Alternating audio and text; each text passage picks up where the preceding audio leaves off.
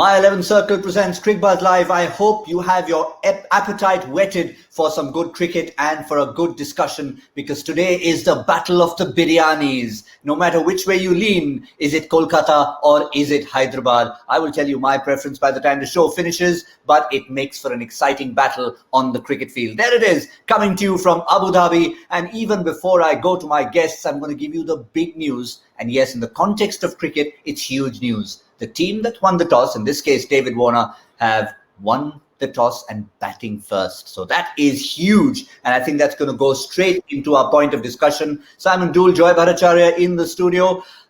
Simon, I'll come to you. We've discussed it threadbare about why are teams fielding first if they're losing.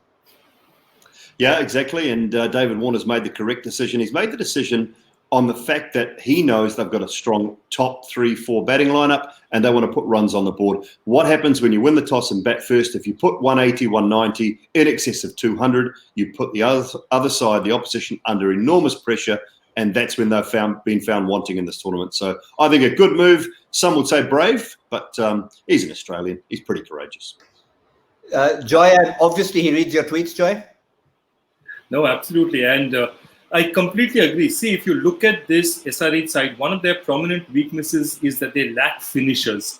6, 7, 8. Now, when do you chase? Do you really like to chase when you have good finishers? Guys, when there's, batsmen 5, 6, 7, 8, who if there's 160, 170, the strike rate required is 140, 150, 14, 15 and over, they can do it. If you have an inexperienced 5, 6, 7, 8, you're always better off batting. And that brings me to my generalized point about this, batting first and fielding first. One of the problems that teams had, see, I know why you're choosing, and I mean, Simon would say the same.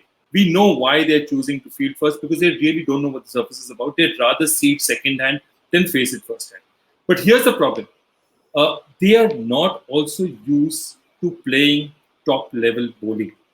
They haven't had enough nets. So my point is that it's not that easy. So we'll talk about this later about this thing, but batting and scoring runs regularly and chasing runs under these circumstances when batsmen are just not used to playing that many games isn't easy. Yeah, one of the other factors I suspect, I don't want to labor the point here, is everybody remembers the 32 for 8. And that's the kind of thing that can happen under pressure. It's less likely to happen maybe if you're batting without any pressure. Yeah, and pressure's a funny thing. Some of the greats say pressure's just for tyres. I don't know about that, but certain people feel it, and that's the thing about it. So when you're going out there up front, you're going out with world class openers, and that's the key, I think, for Hyderabad. You look at David Warner and Bairstow; they are world class opening batsmen. So they're going out there without a lot of pressure on them at all. And if they succeed, then it sets the team up and it gives the team a pretty good feeling to follow on from that point and that start. So I think, as I say, I think it's a good move, providing that they get their combinations right and they have a couple of guys in that middle order that can finish the job. We haven't got the team news just yet. I wanted Williamson to be playing. I thought no Nabi, pick your local bowlers, play Williamson at 3 and Shankar and Pandey at 4 and 5. Obviously, we've got an injury, so that's not possible. But I wanted Williamson in the side, and I'm not sure whether he is or not. Obviously, he's a Kiwi, but I have a suspicion it could probably be Mohammad Nabi. But I've got to excuse myself for a couple of seconds here. Meanwhile, all of you get a reminder of the My 11 Circle teams, because I need to make changes to mine. There are a few changes, so all of you need to keep your eyes peeled to the show. We'll remind you of that. Download the app in case you haven't. It's great fun. It's very rewarding. Yes, you could become a crorepati every week just for having fun and selecting a team. And of course, having the pleasure to beat a certain gentleman called Saurav Ganguly. Hashtag Dada Kavada remains alive in this tournament. So I've just snuck in a couple of changes. I'm not telling you what it is, but we will bring you the team changes as and when we get them. Kolkata, of course, has been confirmed. But as soon as we get it up, we'll talk about it, Joy. But, the one thing we talked about off air was Nikhil Nayak. We were wondering what is his role in the team. And I suspect without even us knowing the teams, he will be making way. Yeah, absolutely. I think it's a good call. Not because of anything else, but because at the stage at which Nikhil Nayak is coming into bat, if he's coming in at 7, they really don't need him. If Pat Cummins is an international player, and however much Nikhil Naik may have done in domestic tournaments, he's really not the guy. So if you're going to bat somebody who doesn't bowl at number 8, you're really wasting it. You're better off getting an extra bowler. At least he'll bowl a couple of overs. He'll give you some options up front. And I think this is an interesting team because they made the 2 changes that we expected them to make. That is, they've gone in with an extra bowler for Nikhil Naik. Let's slot in at Varun Chakravarti. And they've got in Kamlesh Nagarkoti instead of Sandeep Pourier. But here's my only problem with Kolkata. It's that you are actually playing with 3 relatively inexperienced domestic players. Okay, so you have Nagarkoti, you have Mavi, and you have Varun Chakravarti.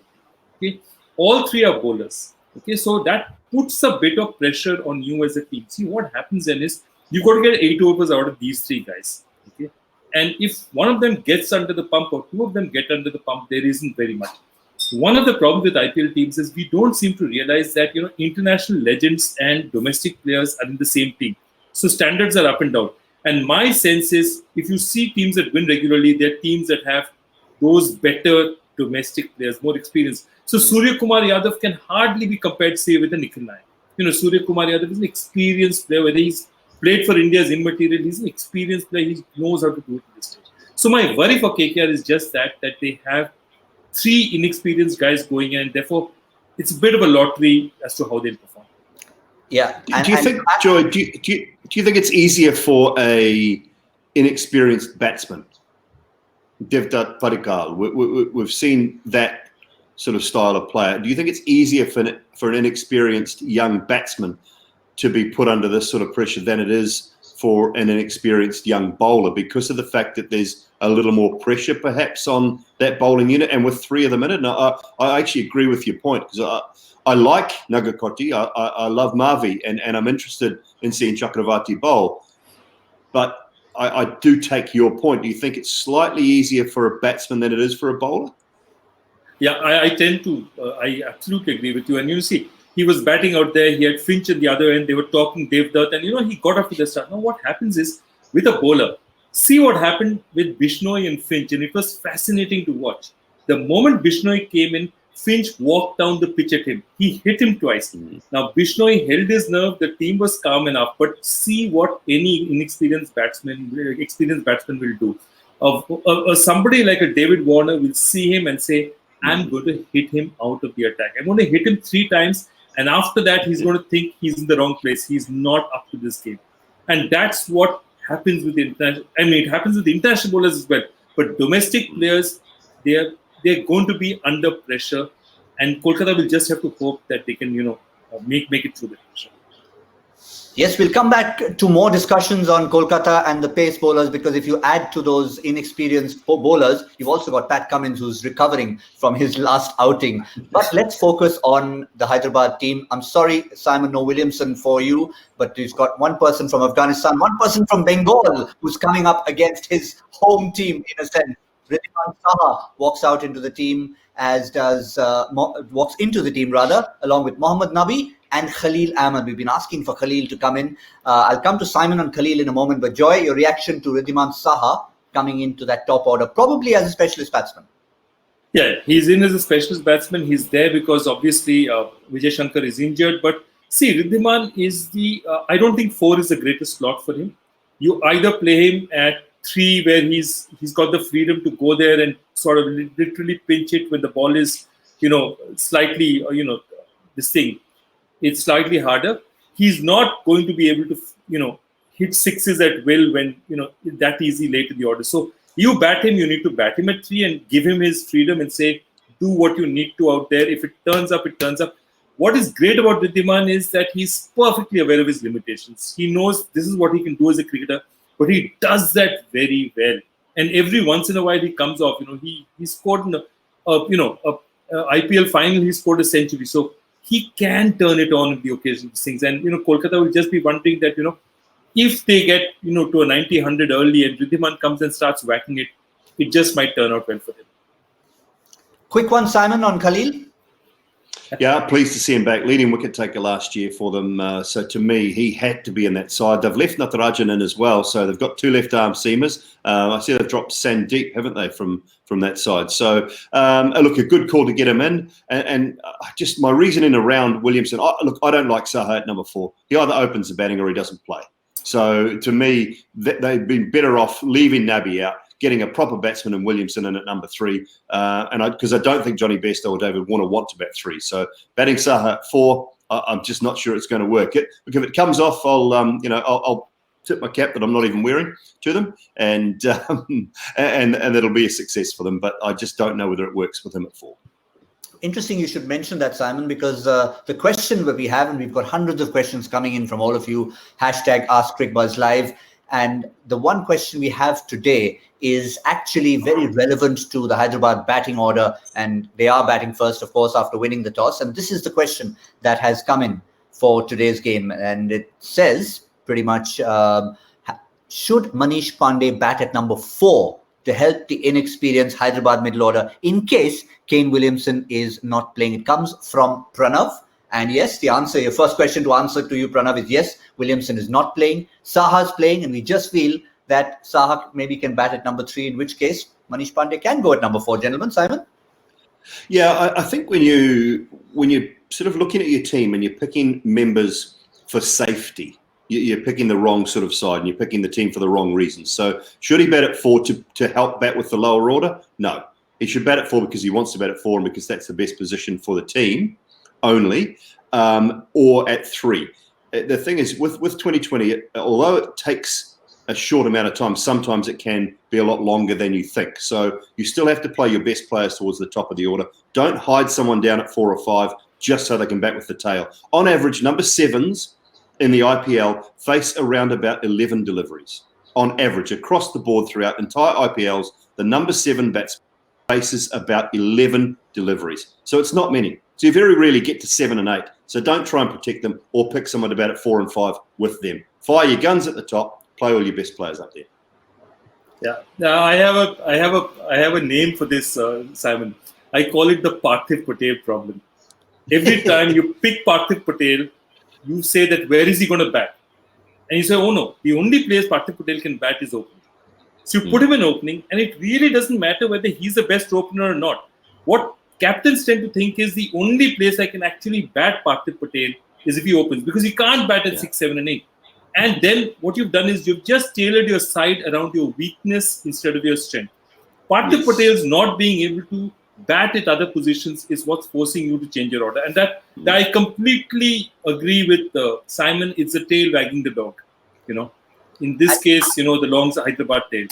And have a look at this, the top 3 since 2016. And you can see the marked difference, not only strike rate and average. And that is a significant difference because while, yes, a number 7 may not get too many balls to play, but 4, 5 and 6 often should be contributing. That gap should be reduced. Yeah, well, they haven't got enough for me out of Vijay Shankar in the last 2 seasons. He's the guy at 5 or 6 that should be scoring runs. He's an international all-rounder. Well, he's been selected as an international all-rounder. They have not got enough production out of Vijay Shankar, and that has been one of their big issues. And they even had someone like a Deepak Hooda up there in that middle order, in that 4, 5, 6. So they have struggled in that area. They've been top-heavy at times, which is why all the more the point of a Williamson coming in there just adds class to it. It adds balance to it. And there will be a time when he will come in. But for today, it is Mohammad Nabi. And we'll come back to both these lineups in a short while. But let's talk about stamina. And this is a new feature we've got on My 11 Circle presents Cricbuzz Live over the last few days. And we've been actually enjoying it because it's scientific. It's our Boost Stamina Meter.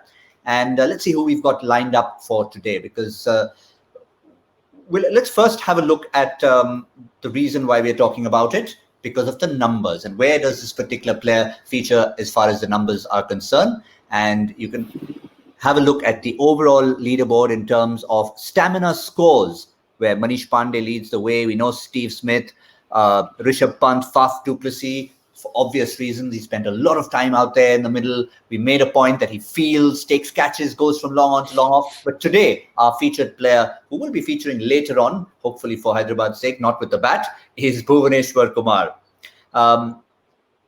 2 parts to this discussion. One is in terms of the stamina meter.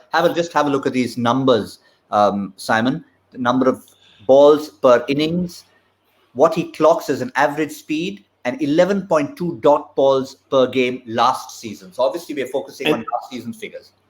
Yeah, and the other thing about being an opening bowler, and don't ever underestimate how tough mentally it is bowling the first couple of overs and the last couple of overs. So the mental strain and the drain that it takes on you is enormous, bowling those first couple of overs and those last couple of overs, because they are, in essence, through the game, the most important ones to bowl. And he just puts his hand up time and time again and does that. Very rarely do you see Bhuvi not bowl his 4 overs. He's very good in the field. He's contributed with the bat at different times. So it's no surprise to me that he's always going to be really high on those boost stamina ratings.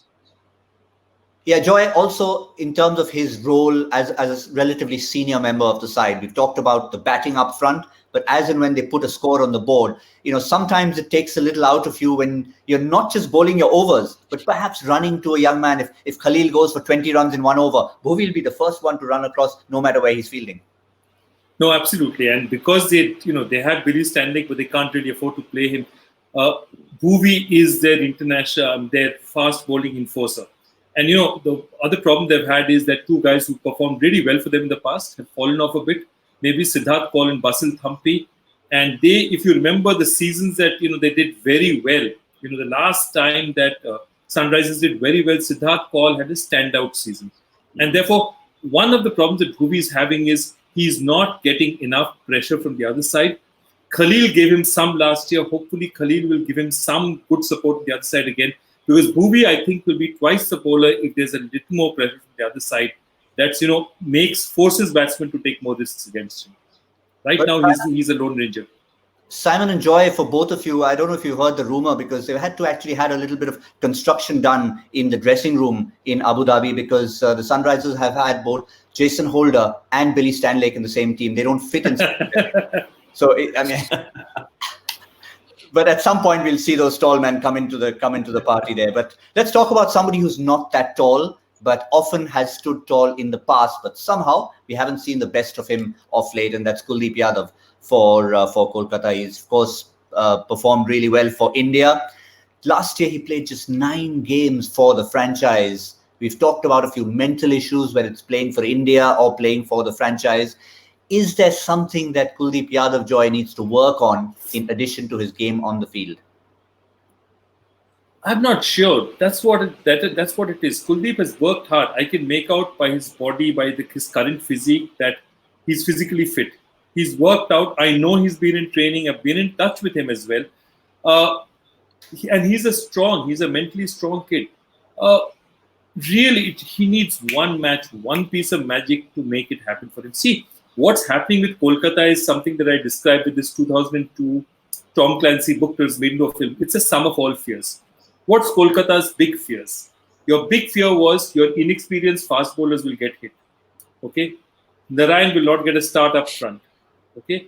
Kuldeep will not get wickets. Those are your fears. Okay? Kolkata has had none of their strengths work out for them. All their fears have happened, and Kuldeep is one of their big ones because he is actually their.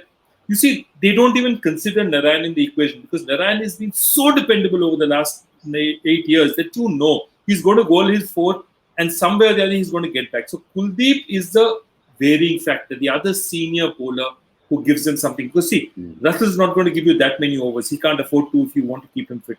So then you have 3 inexperienced bowlers. So Kuldeep really is important to them and he just needs to find. Look, I think it's a matter of a few minutes of magic. One good stumping, one magic delivery, he'll be up. Simon, you saw the variety in those figures there. The averages were starkly different. You saw him up close in New Zealand. He was at his best then, wasn't he? Yeah, quite compelling numbers, those, aren't they? And look, he's playing generally in the IPL on a relatively good-sized ground. What he will enjoy is Abu Dhabi and Dubai in this tournament. So I think, we've been calling a little bit, and I've heard, certain commentators calling for guys to float the ball, spinners to flight the ball a little more. Chahal has done that brilliantly in this tournament. He's got his wrong-in going again. So I think the size of these grounds suit Kuldeep. I just think, like Joy, he needs a good outing, maybe 2 in a row, because the confidence thing is obviously down a little bit, and he's a little bit worried about something. Maybe he just needs to almost think, okay, I'm going to bowl my first 2 overs, and I'm just going to rip my wrong in. I'm just going to bowl. It's probably my best delivery. It's my flatter delivery. and it's the one that's least likely to get hit. So I'm just going to rip my wrong in for 12 deliveries and see if I can get it right, see if I can land it, and maybe just get some confidence from there rather than floating that sort of normal leg spinner or his standard delivery. So maybe there's just something small in it like that. I'm sure he'll be talking to Brendan just to talk about the pressures that he's under at the moment, and I really do hope that he works it out, because I like him. I think he's a terrific bloke. I think he's he's always been a very friendly, very smiley customer. So I worry about people that are like that if they're going through some off the field issues as well, because they're the most dangerous ones when we come to the mental health of everyone. The ones that are always smiling on the outside but feeling it on the inside. So I hope he's okay, and I hope he comes through it. Yeah, that's a bit like myself when I had KL Rahul not in my 11 circle team. I was smiling on the outside because I was doing the show and I couldn't do anything else. But inside, a lot was going on. But don't let smiles fool you. When you're picking a player, make sure it's about him being a performer. Today, as we were trying to pick our My 11 circle trump card, we looked long and hard. Now, normally in our trump card, we don't pick someone who everyone picks. But what's happened is the trend is recently people are not picking Sunil Narine enough. His percentages are going down because they're wondering, is he as impactful at the top? But what about his matchup today? We have actually made Sunil Narine our My 11 circle trump card, because have faith in him still. Have faith in him still. Look at these numbers since 2018. His cameos against Hyderabad, we've talked about liking a particular opposition, and those power play scores, and we haven't seen huge power play scores consistently in this tournament so far. 26 of 13, 29 of 10, 25 of 8 deliveries. That's the kind you need from Sunil Narine. You don't need him to make 70 or 40 deliveries, because more often than not, he won't. So, Joy. This is a matchup, isn't it? And it's a matchup because, and I'll tell you why, and Joy, you'll agree with me, it's the lack of pace. There's no one that bowls above 145 kilometres per hour. And that's why this matchup is a nice one for Sunil Narine. Absolutely. In fact, it's the one thing that the only way you can really this thing is give him pace, put him out here, and let him fend from here. Just do not give him length. Just keep it up there. And the teams know that now. They throw their premier fast bowler at him immediately and just let him go for it. And that's the one thing that there's nobody in this attack. If Billy Stanley was playing, he wouldn't take those chances. Yes, two trends that we've been seeing in this tournament. One, of course, the teams that win the toss have been deciding to field first and are losing games. That one trend has been bucked today with David Warner deciding to bat first. And the second, a very important trend, Joy Bhattacharya has been setting absolutely tough questions. Now, I'm not sure if that trend is going to continue today. Where do you rank your question on a scale of 1 to 10 today before you even ask it? No, this is an easy one. It's not a slow full toss in the off stump. But let's put it this way: this is Gautam Bhimani bowling, not Simon Doull. That's a shocker. All right, go for it. Let's have a look at today's Joy Factor question. Okay, here comes the question. Okay, it's interesting. This cricketer played the IPL in 2009. Currently coaches an Indian state team. Of course, there are lots of them nowadays. His father will always be remembered for something he achieved in a West Asian country in the mid-70s. Name the cricketer or his even more illustrious father. It's for the ones which are not. This is not for just the hardcore cricket guys. It's for the hardcore sport guys. That's a hint I give. Interesting. I like it. Hardcore sport guys. I'm starting to get into it now. Despite my lack of pace compared to Simon Doull, I still haven't got a clue yet, but I'm going to work on it. And I'm going to work on it. I've never asked that question. Gee, what did you bowl, man? What did you do with the ball? I was essentially a part-time medium pacer. I kept wickets. Okay. Yeah, I kept wickets. Part-time medium pacer who kept wickets. They're a very valuable commodity, I tell you what. In the modern day game, you would be a valuable man. The word is that his bowling was so slow that he could keep wickets to his own bowling. Thank you, Joy. Well done. Can we just end the show here? All right. No, we can't actually because now is my chance to get back at Joy by trying to win my first My 11 Circle badge of honor. Oh dear. Who was it that said it about besides me? Bowling so slow. Was it Madan Lal who was told that? I think it was Madan I'm Lal. not sure. He said that about Madan Lal once. But anyway, let's get back to it. We've got the Sunrisers have decided to bat first. And today, for a change, I'm going to go first and throw down the gauntlet with them batting first. 181 is what I'm going for Hyderabad to put on the board first. Simon? Look, I'm worried about them losing a couple of wickets early on. I think if Bhuvi gets something going, if Khalil comes back and puts in a performance, I'm going to go 153. Low score tonight.